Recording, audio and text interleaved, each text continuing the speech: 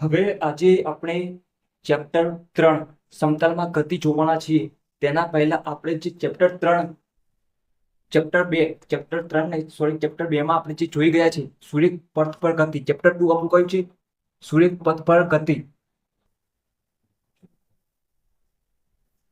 એક ચેપ્ટરમાં આપણે શું શું જોઈ ગયા? તો આપણે સ્થાન જોઈ ગયા, સ્થાનાંતર જોયા, વેગ, પ્રવેગ અને સૂર્ય પથ પર ગતિના જે સમીકરણો, અચળ પ્રવેગ ગતિના, એ બધું આપણે જે જોઈ ગયા છે તે આપણે એક પારિમાણિકમાં વાત કરી હતી। કઈ?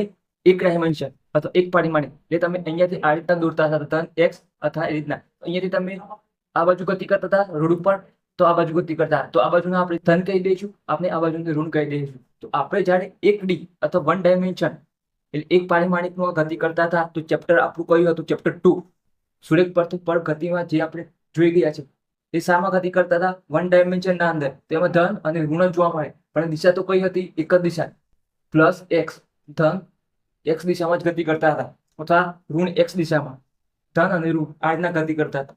પણ હવે આપણે આ જે ચેપ્ટર 3 છે સમતલમાં ગતિ, એમાં ગતિ એક પારિમાણિકમાં કરતા નથી, અહીંયા દ્વિપારિમાણિકમાં ગતિ કરશે। શું કરશે? 2 પરિમાણમાં ગતિ કરશે। તો કઈ 2 પરિમાણમાં ગતિ કરશે? તો અહીંયા 2D આવે। આ ચેપ્ટરમાં આપણે 2D જોઈશું। તો 2D ના અંદર કઈ રીતે x અને y દિશામાં બંનેમાં ગતિ કરશે। અહીંયા x અને અહીંયા y, અહીંયા 2D કહેવાય છે। શું કહેવાય છે? 2D કહેવાય છે, ઉગમ બિંદુ। અથવા 3D માટે તમારે શું આવશે? તો અહીંયા x દિશા, y દિશા અને z દિશા આવશે। શું આવશે? x દિશા, y દિશા અને z દિશામાં ગતિ કરતા જોવા મળશે। તો હવે અહીંયા તો એક જ દિશામાં ગતિ કરતા હતા x દિશાના અંદર, પણ અહીંયા તો x દિશા અને y દિશા પણ આવશે। અને 3D ના અંદર, ત્રિપારિમાણિકના અંદર x દિશા, y દિશા અને z દિશા। તો આ દિશા શું છે? તો અહીંયા હવે પદાર્થની ગતિનું દ્વિપરિમાણ અથવા ત્રિપરિમાણમાં વર્ણન કરવા માટે ઉપરોક્ત ભૌતિક રાશિઓને દર્શાવવા માટે શાની જરૂર પડી? સદિશ રાશિની। શાની પડી? સદિશની જરૂર પડી। શાની જરૂર પડી? સદિશની જરૂર પડી। તો આ સદિશ શું છે? સદિશ રાશિ। સદિશ એટલે શું? સદિશ એટલે શું એ આપણે જોવાના છે। શું જોવાના છે?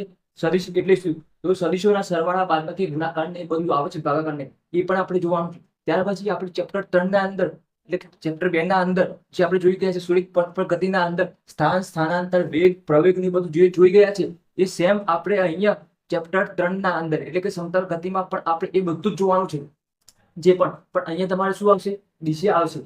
તમારે શું આવશે? અહીંયા તમારે દિશા બતાવવી પડશે। જે પેલામાં ફક્ત એક જ દિશા હતી તો એમાં ધન અને ઋણ આવતું હતું, પણ અહીંયા ચેપ્ટર 3 ના અંદર એટલે કે સમતલ ગતિમાં આપણે જે ચેપ્ટર 2 ના અંદર જે બધા સૂર્યપથ પર ગતિ એ બધું જ આપણે ચેપ્ટર 3 ના અંદર બતાવવાનું છે। અને દિશા અહીંયા તેમાં અચળ ગતિના સમીકરણો અને ત્યાર પછી અહીંયા પ્રક્ષેપ ગતિ પણ બતાવવાનું છે વધારે। તો અહીંયા ઇન્ટ્રોડક્શનમાં આટલું આપેલું હતું।